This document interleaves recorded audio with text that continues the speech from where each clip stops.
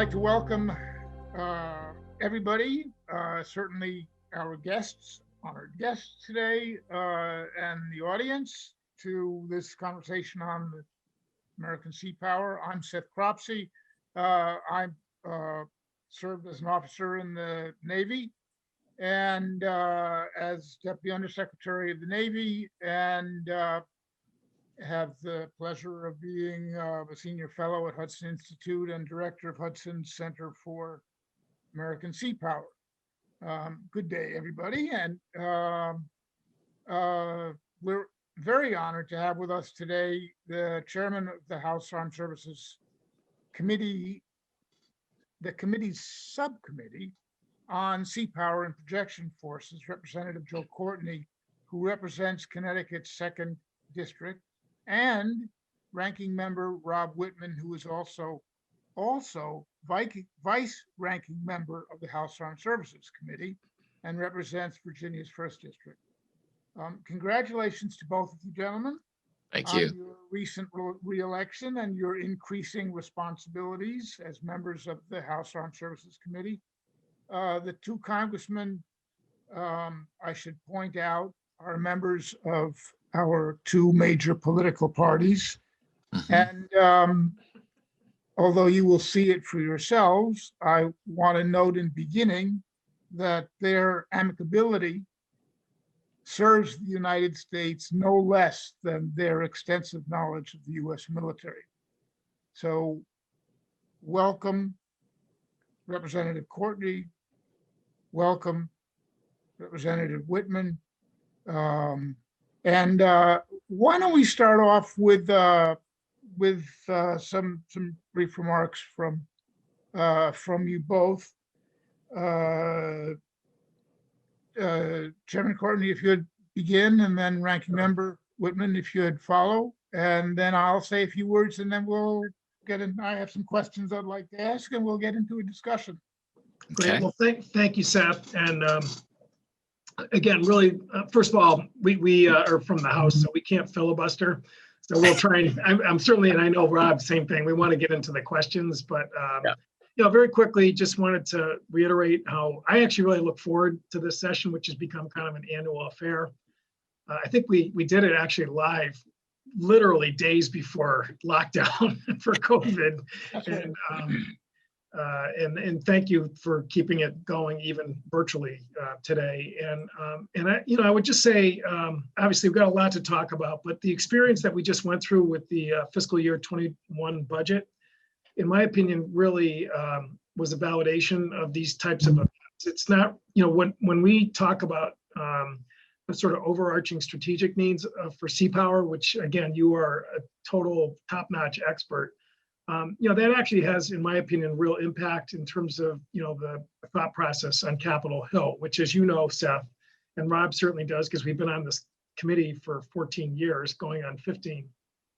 It's a battle sometimes. I mean, it's always a competitive environment there in terms of priorities, but, Seapower and maritime priorities, definitely sort of dropped in terms of people's, understanding and awareness. And this past fiscal year, where again we were very much surprised right after our Hudson interview that we had a shipbuilding budget that came over with a $4 billion cut. It was done totally in the budget office. It was not with the support of the Navy. And that was certainly good to know, but it was still a long climb to get out from under that hole, because we were still operating under a budget cap where any sort of add backs, you had to find some other way to pay for them, and that's not easy. But I think Rob will agree with me.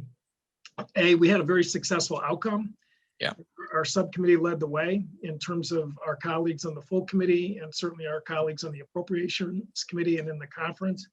But the one thing that is striking to me is just that the conversation regarding Seapower, and the fact that this is a real priority in terms of what's going on in the Indo-Pacific region, what's happening now in the North Atlantic, and still in the Middle East.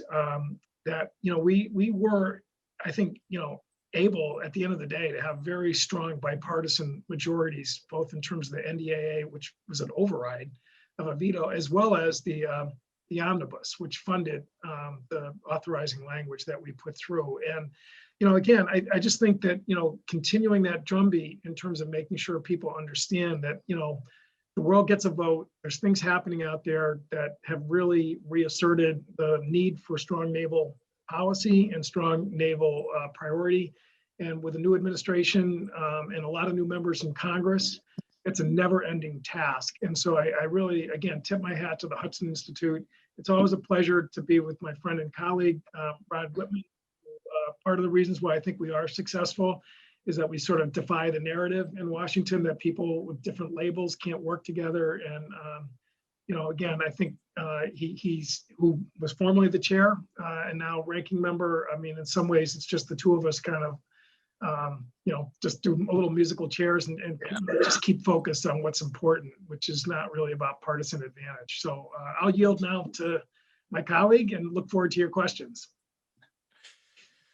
Well, thanks, Joe, and want to thank Seth Cropsey too, and the Hudson Institute for all that they do to make these opportunities available for folks. And Joe, I want to thank you so much for your leadership there on the subcommittee. Just as you pointed out, it really is a pleasure to work with you. I consider you not only a colleague but a friend, and all the things that are done, are always on this subcommittee done jointly. I tell you, there is not a micron's difference between Joe and myself when it comes to what's right for this nation when it comes to Seapower. And we have great discussions about how things happen.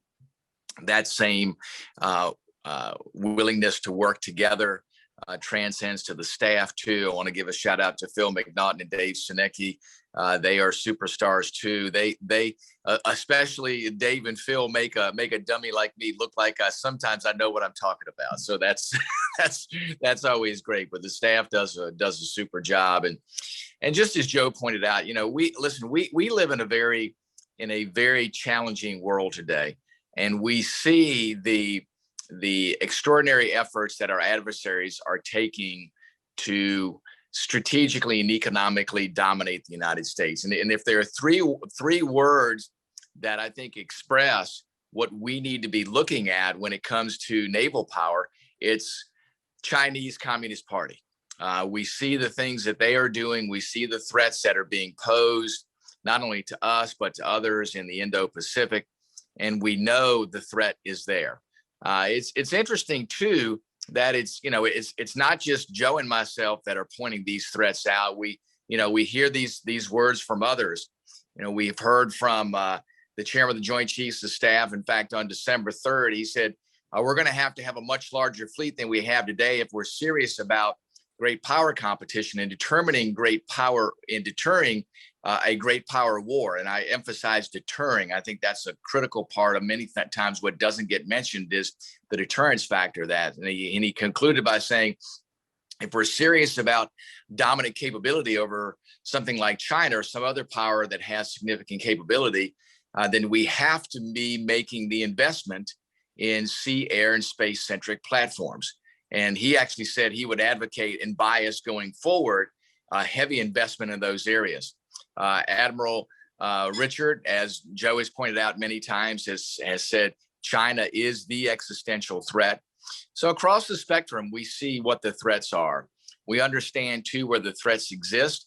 We understand the Indo-Pacific is a big region. We have to have significant increase in naval power in order to deter. And I emphasize that in addition to having partnerships with our allies in those regions and building those partnerships with countries like India, continue relationships with Japan, Australia, South Korea.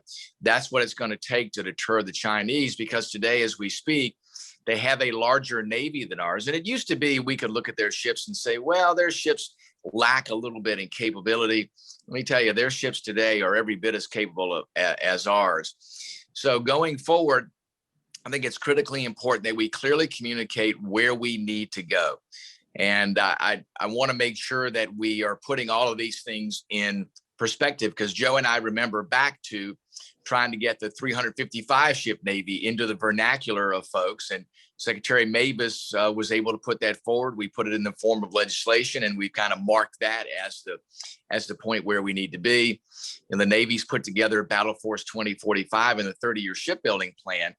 But I think that they need to very clearly communicate what the objective is in that plan. You know, so when you talk about now 500 ships, sometimes some members of Congress kind of get turned off by that. I think we need to be talking clearly about the plan of 405 manned ships and what does that do for us to counter the Chinese. So the communication needs to be simple and straightforward if we're going to be doing the things that we have to do going forward. Another element that's incredibly important is you can build all those ships, but you have to make sure that you have highly trained and skilled crews on board. So the issue of manning becomes front and center with that. So we have to make sure that that is there.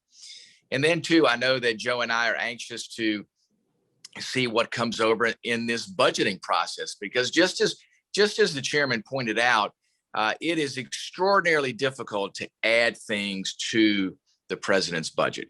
And that's why it's clear that those things need to be in the budget. So we're hopeful that the budget that comes over will have those elements in the budget. We know the incredible importance of attack submarines. In fact, the previous Secretary of Defense said, hey, if there's one thing that we should fund, it should be building at least 3 Virginia-class submarines per year in order to catch up. And that would include extending the service life of some Los Angeles class submarines. So I think the path has been pretty clearly laid out.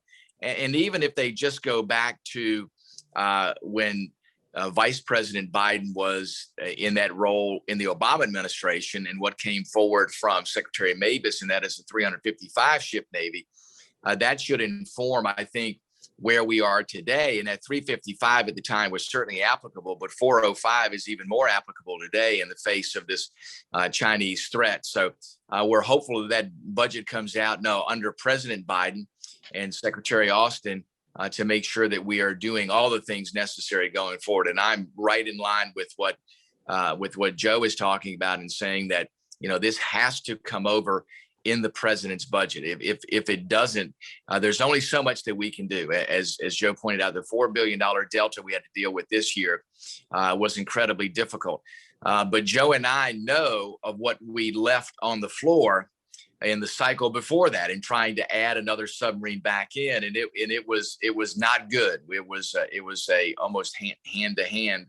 And trying to get the appropriators to move in our direction. And we just were not successful with that. So it has to be in the president's budget, I think, going forward. So those are I think the baselines of what we're looking at going forward. But listen, I'll say this. I think the glass is half full. I think there's a broader realization of the threats that we face and the things that we need to do.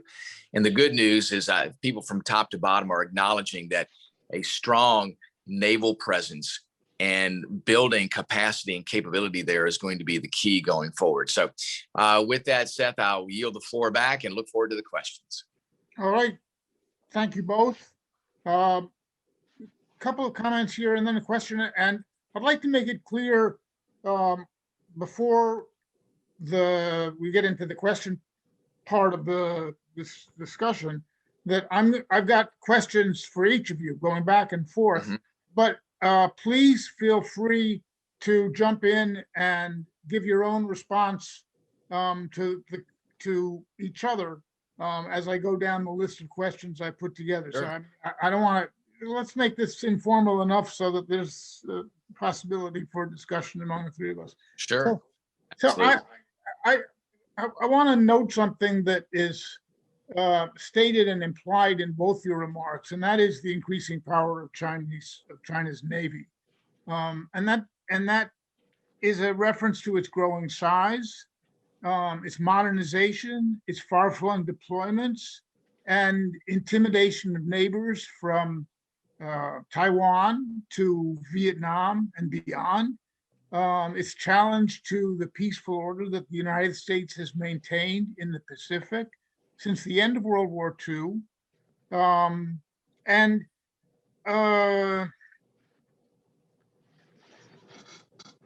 at the very same time, our Navy is facing problems with readiness with acquisition, with resources, as you just mentioned, with lengthy and often demoralizing deployments, with the design of a future fleet, and then the broad question of what maritime strategy should govern U.S. efforts to deter or, if necessary, to defeat China.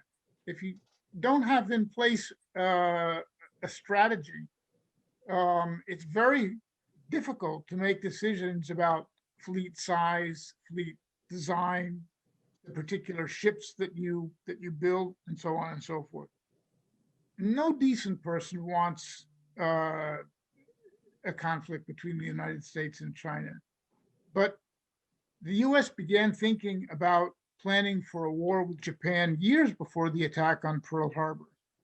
It had a strategy when the attack came. We have no equivalent today for China. And as in 1941, a war in the Pacific would means a naval conflict. The Navy and Marine Corps would bear the brunt of any Pacific conflict that involves the U.S. Still, I think they were welcome. There are helpful developments. China's naval modernization began in earnest 20 years ago. At the same time, the U.S. was still cutting the size of its fleet. Subsequent efforts to look at the size and character of the U.S. combat fleet and the growing challenges it faced produced no national debate and virtually no reaction outside of Washington. That's different now. And that is a welcome development. By 2008, the question of American sea power was at least mentioned in the presidential debates. Today, unmanned naval platforms, the size and character of the U.S. fleet, the role of the Navy, Marine Corps, and Coast Guard, and money itself have become national questions. They should be. The U.S.'s future as not only the great Pacific power, but as the world's leading power depends on, in large measure, American sea power. So, Chairman Courtney, do your elected colleagues understand that a strategic competition exists between the United States and China? And could you give our audience today an assessment of the military challenges that China presents to the U.S.? And the second part of my question, and when I get asked questions in two parts, I usually say, oh, what's the second part? If you ask what's the second part, I'll ask it again. But the second part of my question is, does Congress grasp the importance of maintaining a Navy Marine Corps team that could prevent China from going to war with us or our, our allies? And if they do understand this, what demonstrates their understanding? Chairman Courtney. Sure. Well, thank you. I mean, those are great questions. They're almost the question of the day, really, in terms of, the outset of the new Congress, the 117th Congress, and a new administration. And, I would say, the shift that you described starting, in small steps starting in 2008, I think has, been steady. And I think that, the great power competition, Secretary Mattis's national defense strategy, I think was something that was accepted on a bipartisan basis, certainly on the defense committees, which was really, by and large, all about, the Indo-Pacific region as well. So, as I said, the success that we had in terms of restoring that attack sub, which was the biggest part of the cut that came over to us, was driven largely because of I think the strategic threat that people understand is happening in the Indo-Pacific region. And if you look at a platform that is able to be survivable with the new missile technology that China clearly has almost shocked the world in terms of how fast and lethal it is. It's clearly the submarine fleet that just like in World War II after Pearl Harbor, as Nimitz said, the subs kind of held the line there, at least for that first 6 months or a year before the industrial base kind of caught up, with the need out there. So, and again, I mentioned it, it's because I think a lot of the think tanks and groups like Hudson, have really done a good job in terms of trying to educate people. My conversations with the new administration, I've had some with the new Secretary of State, Tony Blinken, who with no prompting, volunteered that he, believes that the Indo-Pacific region is the number 1 sort of foreign policy challenge for the U.S. right now. Obviously, he's in the diplomatic side of things, but his point of view, I think, was very strong in the Biden campaign. He headed up the national security sort of team that was advising the president, and both Rob and I have talked to the new Deputy Secretary, Kath Hicks, who was confirmed by unanimous vote about a week or so ago. Very strong background, both as a professional, DOD employee, and then worked in the Obama administration. Again, another person who needed no sort of prompting in terms of her awareness about how this is going to be a big part of her portfolio. General Austin, Secretary Austin, took a lot of questions, obviously, about this. And, I think he was very frank and honest with people that, he spent basically decades over in the Middle East, which is, one of the reasons why I think naval priorities kind of slid, back in the early 2000s and really up into even recent years. But I think, frankly, those questions that were thrown at him was probably good in terms of making him aware that, the Senate and House really want to hear about this, because, we are sort of in a frame of mind where we understand where that's an important priority. So, and Rob mentioned General Milley's speech in December, which was, in my opinion, quite striking, as a 4-star Army general, basically saying, we've got to shift the pie chart within the Pentagon. And so we're all, watching, to see when the budget comes over. It's going to be late. We're talking April. Some have even said early May.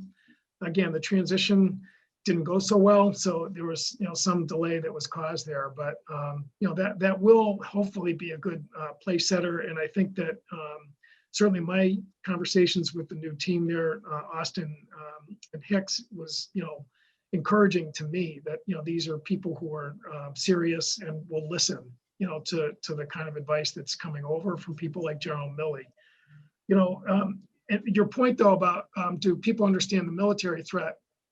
In my conversations with people, there is still a little bit of a gap in terms of some people understanding how serious the problem is. I mean, just in the last couple of days, there was stories in the press that the Chinese assembly just changed their military law to authorize Coast Guard, basically, militarization in up to the first island chain. I mean, it's something that we sort of all have been talking about for a number of years, that the Coast Guard is not really about, rescuing drunken boaters off the coast. Very militarized, sort of force that doesn't get counted in their ship count. So, that, and there was again a story in the Financial Times today that China's talking about cutting off rare earth mineral exports to firms, to DoD firms in the U.S., which we all frankly have been sort of seeing that coming for a number of years. But I mean, the tension and the hostility, and obviously the outrageous territorial claims in the South China Sea, threaten that rules-based order that you described, Seth, in your opening comments. I mean, if you really look closely, at some of the great World War I and World War II, a lot of it sort of stemmed from that kind of aggressive policy that, obviously Japan was doing in the 1930s, and Germany was trying to do in the, during the World War I era, in terms of cutting off,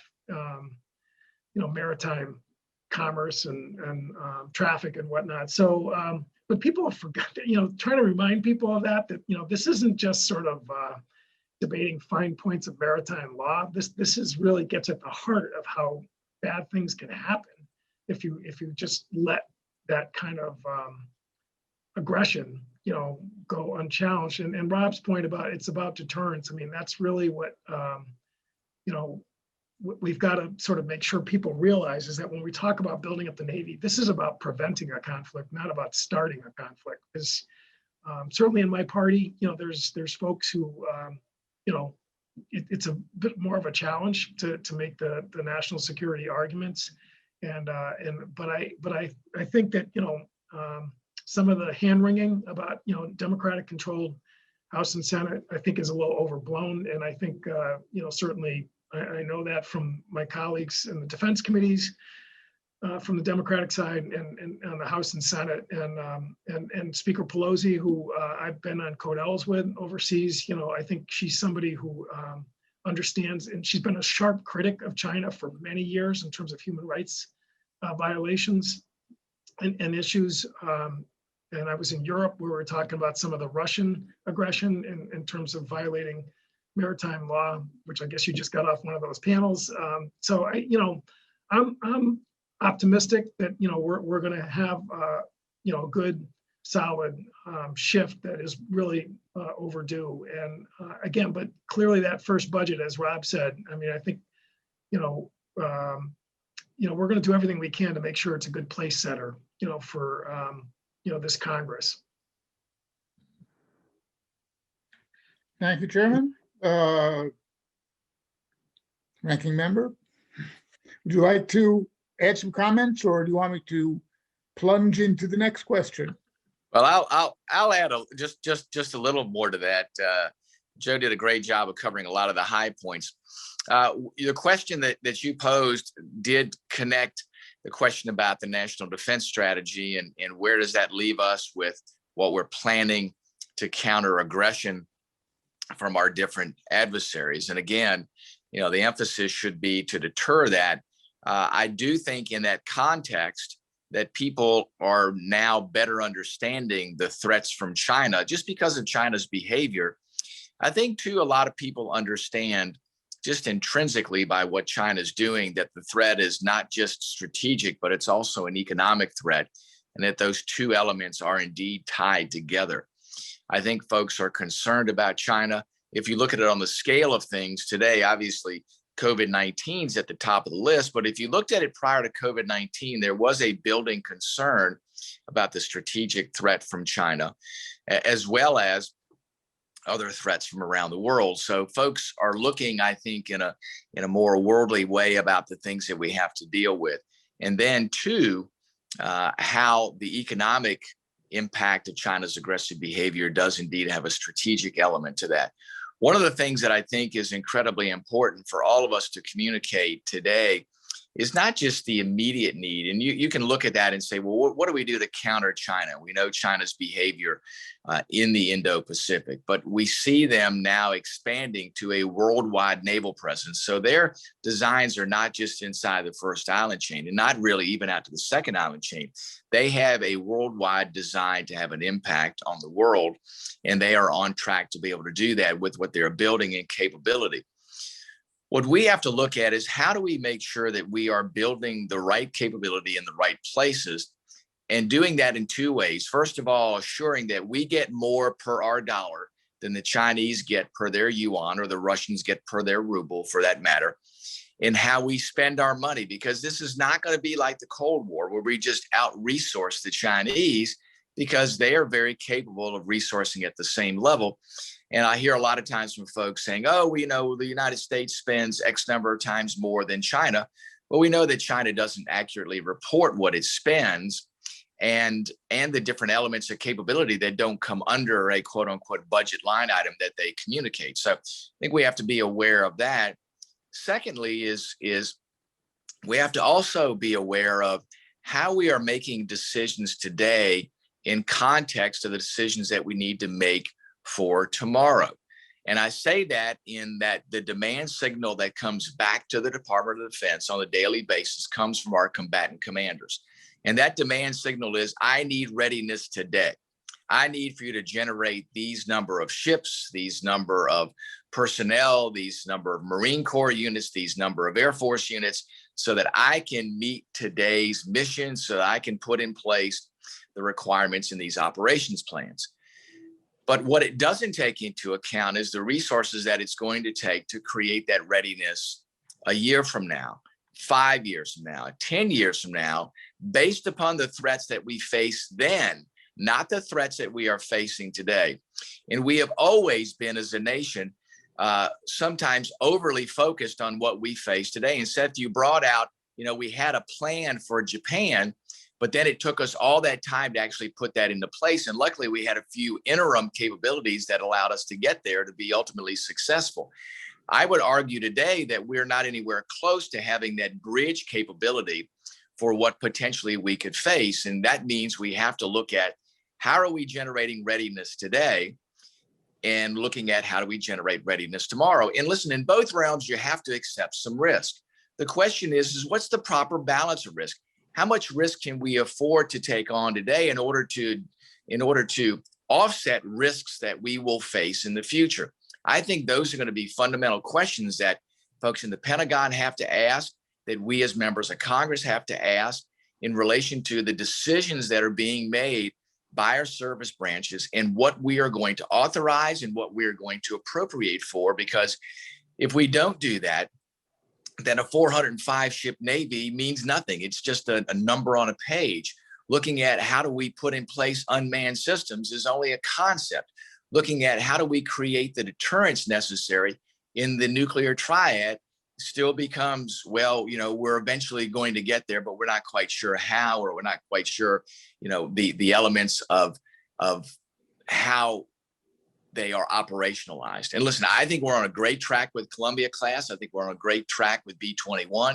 The key is how do we stay on that? And how do we make sure too that the enablers for those platforms are going to be there when those platforms come online? So all those things are incredibly important. In fact, I would argue the answers to those questions today are more important than they probably have been in the history of the United States. All right, well, that sort of leads me into the question that I wanted to ask you. And then again, we'll go back to the chairman and for his response, or if he wants to, or no, continue the discussion. So, and you've touched on this, both of you, but the armed forces, as you know, are experiencing a lot of change now.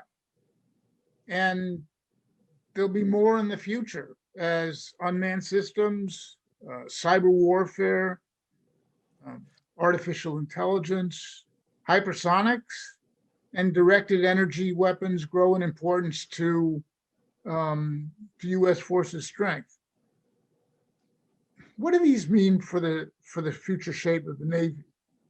How will new technologies shape the U.S. fleet's current design and its mixture of legacy combatants? How do we get from where we are right now to all these things that are, that have been appearing over the past 5 to 10 years? Mm-hmm. Well, Seth, I think that is an incredibly important question about, as I spoke about earlier, building that capability necessary to deter and to defeat, if necessary, our adversaries. And where we are today is in a realm of transitioning from an older, more monolithic, more tiered bureaucratic system of making decisions about how to bring on new technology, whether it's in platforms, whether it's in combat systems, whether it's in just the elements of software, in an acquisition system that was slow. It didn't react well to new technology. It had more of a one size fits all. I would argue there's still a ways to go for the Pentagon and the service branches to do rapid acquisition, to take technology off the shelf, to create capability quickly, and to get that in the hands of the warfighter. Also, to change the mentality in the Pentagon that says it's okay to fail. It's okay to fail, but if you do so, fail quickly. Try some concepts. If they don't work, let's move on and try something else, because you never are able to get to a point of determining what's best if you don't try things. And not everything has to be a program of record. And we have to get past the mindset of using $1 million missile to shoot down a $50,000 threat. I mean, those are the things that we have to go back to. And as I spoke about earlier, the element is how do we get more per our dollar than the Chinese get per their yuan or the Russians get per their ruble? That is going to be the linchpin to strategic success in our ability to win strategically in the future. How do we get technology more quickly fielded? How do we make sure that we use our innovative and creative opportunities, which I think we have more of than the Chinese? How do we get those in the hands of the warfighter more quickly? How do we also do more with technology to create uncertainty for our adversaries, to make them spend money not just on offensive capability, but on defensive capability? How do we heighten the uncertainty for them? How do we heighten the risk that they face as they operate around the world? We know that we face increased risk, and we're not going to be operating in uncontested environments. We want to make sure that our adversaries see and feel the same thing in the realms that they operate. That means to do things creatively, to do them innovatively, to get that technology out quickly, and to get it out at a cost that's less than our adversaries, and to get it out in a more efficient and effective manner. I think we can do those things, but make no mistake about it, the path to get there is indeed going to be an arduous one, just because of the size and the structure of how things happen within the Pentagon. All right, very helpful.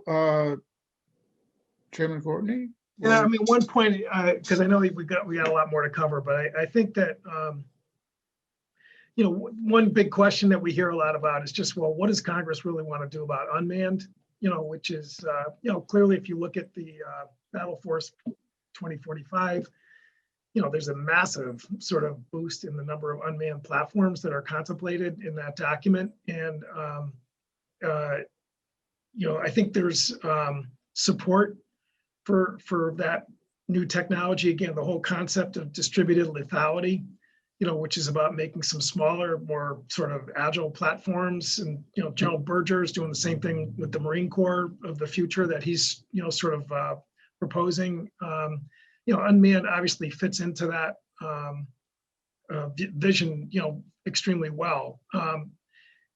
Congress is not anti-unmanned, because there's that sort of belief out there with some people. We actually boosted funding for medium unmanned platforms that and what came over from the administration, and the smaller platforms. Again, I don't think there's really any concern or opposition. The large unmanned ships that again are a big part of this new vision that came over at the end of last year. I mean, I do think that we want to see more, in terms of just the prototyping and the testing. We just do not want to go rushing headlong, to starting a shipbuilding program of larger vessels, because as we all know, turning those off is not easy. You're creating constituencies when you create contracts for those types of investments, and frankly, there's still some, I think, legitimate questions that need to get flushed out and can be flushed out, by using sort of land-based, testing systems, and really, again, also thinking about what exactly do we want these vessels to do, without bringing up a painful subject. The littoral combat ship, I mean, is sort of the poster child of, procurement that just really kind of got lost, in terms of just, what was the mission. And then obviously we're having these persistent problems, with the combining gear, malfunctions that are out there. And,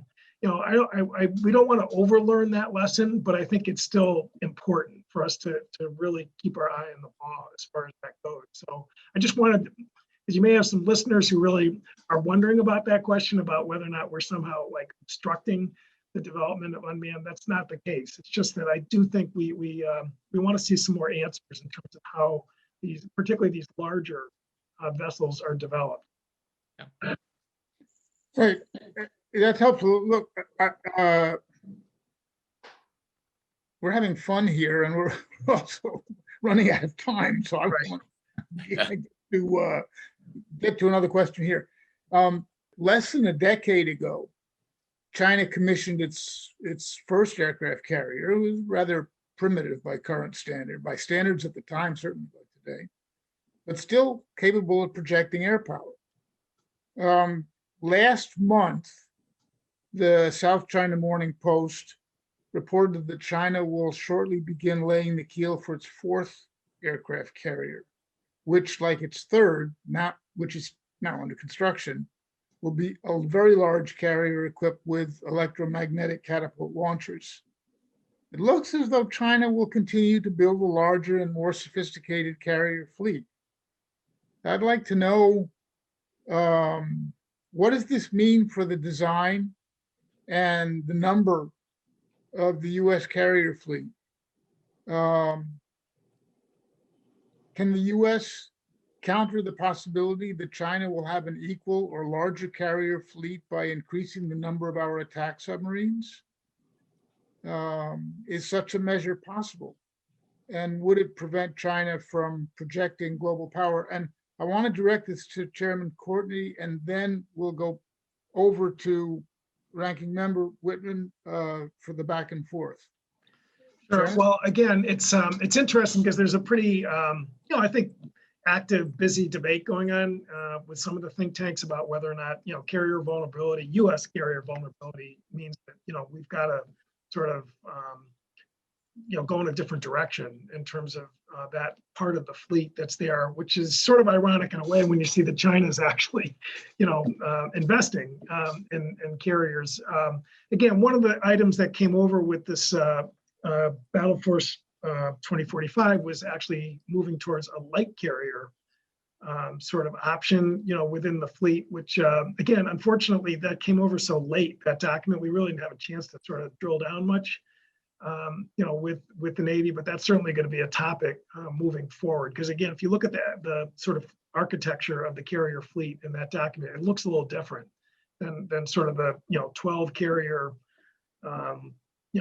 straight line that's been in past shipbuilding plans that are there. So what I would say though is that I think most people would agree that the best countermeasure is attack submarines in terms of dealing with that new reality that's there. I mean, it's one of the, I think, reasons why we were successful in terms of our at least rearguard action in last year's budget. Again, if you look at the document that came over at the end of December, I talked about going to 3 per year production of Virginia class. It's something Rob and I have been fighting from the rooftops, and it actually almost got a third sub in a couple of years ago, which is, we won't go through that painful subject, how we lost on the floor on an appropriations amendment. But the document also, I think, understands that with Columbia program now in production officially this year, I mean, that's happening over at Quonset Point in Rhode Island, the first modules for the first boat. And with the 2-a-year, cadence that we've really kept in place since 2011, frankly, we need more facilities if we're really gonna get serious about going to 3 per year on a regular basis. And they did actually put a number in the document about $1.7 billion to invest in new facilitization. Again, our staff who's listening in are already asking lots of questions over at the Navy about what does that number mean? What does it involve? There's a whole other question of workforce because you're talking about growing the workforce even more than it has. And again, I'm very bullish on that, by the way. But the point is that what you described, Seth, is just another example of how the sort of belief that a 280 ship Navy or 290 ship Navy, we're at 296 right now, by the way, just for the record books, getting to 355 and with retirements of ships that are already slated. I mean, that's going to be, a big, tall task for us to accomplish as it is. So, but again, the document that comes over, the budget that comes over later this year, where I think really we are at this almost inflection point in terms of, what is going to be the right proportion of service budgets and whether or not, frankly, naval and air and cyber, are going to basically take a larger portion of the pie chart is going to be, that conversation has to happen. And Millie conceded that in his and embraced it in his speech last December. And then obviously we've got to, lastly, I would just say this, we have got to keep performance of these shipyards and the repair shipyards, public yards, uppermost, because I mean, we could spend a whole nother hour talking about, some of the frustrations that are out there right now, that we have to live with that. Speeches are great. The reality of oversight and budget is where suddenly it gets a lot harder, in terms of getting good results. And I talked too long, I apologize, but I'll yield to Ryan. Yeah. Well, Joe, you bring up a lot of great points. And listen, the Chinese are building more carriers for a reason. That is, carriers are a very effective way to project power. And yes, there are multiple to hold them at risk, but there's no other comparable asset out there. Now, listen, you can have smaller carriers out there, but remember, what makes our carriers so effective is they are part of a carrier strike group. And if you look at the Aegis ships that go along with them, if you look at the attack submarine that is along with that, they're a very, very effective fighting force. And make no mistake about it, the Chinese observe us very intently to look at how we operate. So it's not just them building ships to replicate what we have, but it's replicating how we operate. And they know the secret sauce is, how we can generate the number of sorties on an aircraft carrier, to know that we can sustain naval operations around the world without having to return to port. They understand how critically important that is. That's what they are looking to replicate. And you're right, in order to deter a building presence of carriers, that attack submarine force is going to be critical. And if you look to just at today, and I talked about readiness demand today, but readiness demand in the future, the one thing that remains constant is an increasing demand for attack submarines. That's where we can maintain our advantage.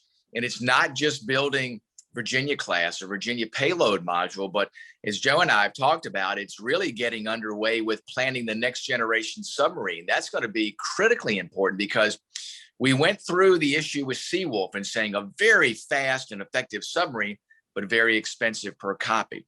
So the question is, what do we need in the next generation of submarine that has the right extension of capability that gives us that continued undersea strike advantage? But how do we do that at a price tag that allows us to build the number of platforms that we need? Those are going to be incredibly important. We can continue to have the debate about carriers, small carriers versus large carriers, but you still have to sustain that carrier, which means if it's not nuclear powered, it has to be fueled, which means you have to have more tankers in the fleet. You have to have more support ships. And we go on a whole new different subject area about our logistics fleet and how weakened we are there. So all the elements about talking about adding these different ship types sound good, but it's the support elements. It's how does that carrier operate? It's not going to operate by itself. It's going to have other ships to be there to give it a dome of protection, to be able to extend understanding where its air missions are going to occur, how it does ISR. I mean, all of those elements are critically important parts of what we do with that. It's not just saying we can have more of them and disperse them, but it's how do they operate? How do we sustain them? All those are critical elements of that. So when we ask those questions, and when the Navy does the study on that, it has to also get into those realms. But what this points out too, as Joe pointed to, and that is, it points out as Chinese build more carriers, it points out how incredibly important getting to building 3 attack submarines per year will be for this nation going forward. Thank you, Rob. The issues we've been talking about today are brought together by, can be united under one question. What is the Navy's strategy to deter war in the Pacific? During the Cold War, the Navy had a maritime strategy to counter the Soviet invasion of Western Europe. Rather than convoy supply ships across the Atlantic, as in World Wars I and II, the Navy would target the bastions where Soviet second strike ballistic missiles hid and divert the Soviets from the Central Front by using carrier-based air power to attack its northern and southern flanks. Do we have a maritime strategy today to prevent war in the Pacific, or if necessary, to defeat China? And if we do, what is it and who is explaining it to Congress and the public?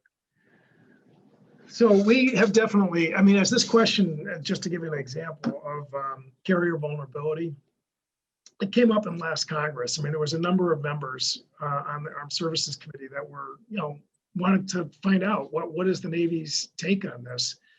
And we did have some classified briefings, which I wouldn't say they were at the highest level in terms of, O plans, in terms of dealing with, an outbreak in the Indo-Pacific regions. But clearly, I think people got a pretty good taste of sort of the planning that's going on.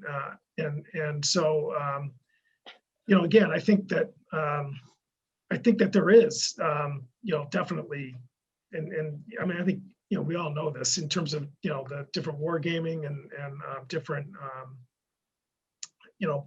O plans that are sort of out there. But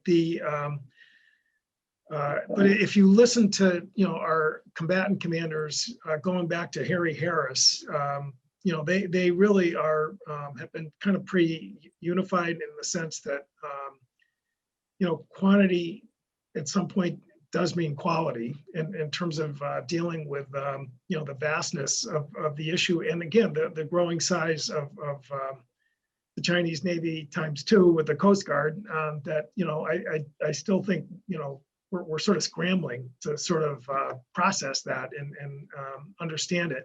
I would say there are two things that I think is really important. Number one is our allies, which Rob mentioned at the beginning, is that, and a number of us have been out there, and I'm co-chairman of the Friends of Australia caucus. I know Rob has made the rounds there and stuff. And I do think that's going to be a big emphasis with this administration, is really trying to, maybe sort of do a little bit of cleanup in terms of just the sort of uncertainty that people may have had, in terms of, the different moments that occurred over the last few years or so. And again, you can even go back to, President Obama's administration, that, there's gonna be a pivot to Asia. And then it just seemed like we kept sort of getting sort of drawn back into the Middle East with the rise of ISIS.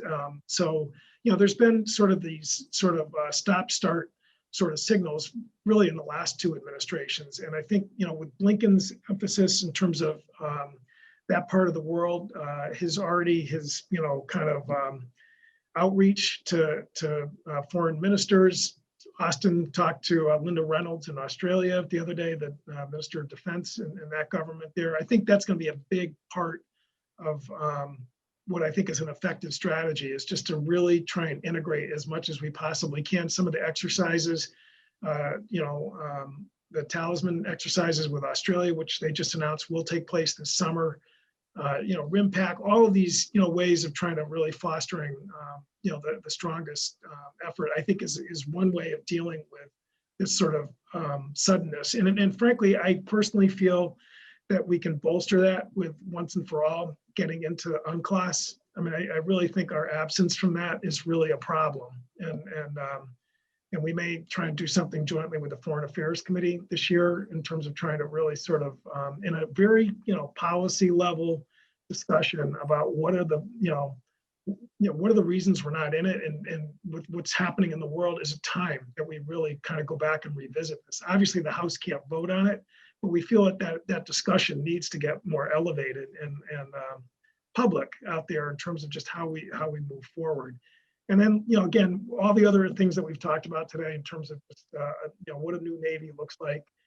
I think, the fleet architecture in some ways is the most important part of any shipbuilding plan, whether it's Mavis's, whether it's Esper's, whether it's, boats, or whether it's Austin and Hicks. I mean, that's really what I think is more important in some ways than the top number.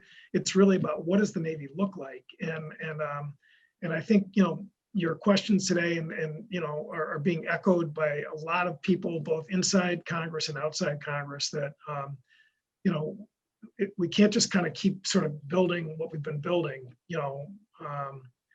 on autopilot moving forward. And we got to really start, put our thinking caps on about what we need, and how do we implement that in a way that's executable and affordable? All right, thank you. Thank you, Chairman. Let me ask the final question, because I see we're about Yep. done here. To Ranking Member Wittman. The Goldwater-Nichols legislation of 1986 gave more power over budgets and force planning, acquisition, and access to the president, and to the chairman of the Joint Chiefs, the Secretary of Defense, the combatant commanders. This power came from the military services. But as the late Professor Samuel Huntington argued in the 1950s, the military services required the ability to draw on their own expertise to offer strategies for fighting and winning wars. Is Professor Huntington's observation still valid? Has the Goldwater-Nichols legislation prevented or limited the service chiefs from developing strategy and arguing for it in the public arena, supporting it in the public arena? This goes back to the point that the Chairman Courtney made just a moment ago. Is it time to look again at Goldwater-Nichols? World has changed a lot in 35 years. The formal answer to my question is pretty clear. The Secretary and the Chief of Naval Operations speak for the Navy, but what are they saying? Are they saying anything? Are they explaining? Are they articulating what the strategy is? And the strategy is what everything else depends on. If you say, this is our strategy, and here's the ships that are needed to make it happen, those arguments resonate, they work together. If you just say we need more ships and they need to have more capabilities, you don't have quite as convincing an argument. So, for example, the previous acting Secretary of the Navy tried to establish a commission to look at the future of the aircraft carrier and its role in deterring conflict, and the Secretary of Defense took it away. We need to revisit Goldwater-Nichols. Is the system working the way it ought to work? Well, it's interesting you asked that, Seth, because a number of years ago, when I was the ranking member on oversight and investigations, we actually looked at Goldwater-Nichols, a lot of the different elements of Goldwater-Nichols.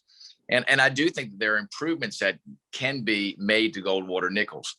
The problem with it is it's always addressed in pieces. This part of Goldwater-Nichols, that part of Goldwater-Nichols, professional military education, decision-making matrices, all of those different elements. I think one of the things that's critically important today to make sure that we have the right decisions that are being made, not just for today, as I said earlier, to generate readiness today, but what are we doing to generate readiness into the future? And what are we doing to make sure we have an accurate reflection of what the strategy needs to be, not just for today, but how to combat those threats in the future, is to look at ways that we can create accountability, but also authority. And Goldwater-Nichols has done some of that. It's devolved some of the decision-making down into the Pentagon. I would argue that there's still reforms that can be made to make the Pentagon more efficient in the decision-making realm. Can make sure, too, that the decisions that happen in a more timely way, happen in a way that assures that we use our resources to the maximum utility possible. Because in this realm, it's going to depend on who uses their resources in the best way possible, who has the right mix of generating readiness for today, but also generating readiness for what future threats might be. So asking those questions, I think, are incredibly important today, and making sure that we have the right answers to that. We look at the strategy. I think we have the right elements of the strategy, but they're located in different areas. You see Battle Force 2045, you see the 30-year shipbuilding plan, you see the National Defense Strategy. So the different elements of the things that need to come together are in different places. And another place that needs to have a direct connection is the operations plans. The O plans many times are about generating readiness for today's threats, but the O plans do nothing to look into the future. So we have to have the ability, Seth, to not only look at what do we face today, but how are we positioning ourselves for what will happen tomorrow? Because we all know that if you continue down the path, and we have unfortunately had this structure to where we're preparing for what we face today, we'll never be ready for tomorrow. And we always seem to find ourselves flat-footed when we face a threat that emerges or is before us. And we said, well, gosh, why weren't we more ready for that? That's what our challenge is today. Looking at Goldwater Nichols, looking at what we do both in acquisition, what we do in decision-making, what we do in setting strategy, what we do in building the force, not just for today, but for tomorrow, are going to be central to making sure that we have what we need to defend this nation and to deter conflict. Thank you, Rob. This has been a very interesting conversation. I'm sure that our audience will benefit from it. And I'd like to thank you both for taking the time to continue this series here. And I look forward to the next one. And let us hope, as both of you have mentioned, that the administration comes across with a budget to support the challenges that we're facing now and that it's clear we're going to be facing in the future. And with that, I would like to thank you once again, wish you continued good health and safety, and we'll be in touch. Thank you, Seth. Thank you to the Hudson Institute. Yeah, thanks, Hudson Institute. Thanks for the opportunity.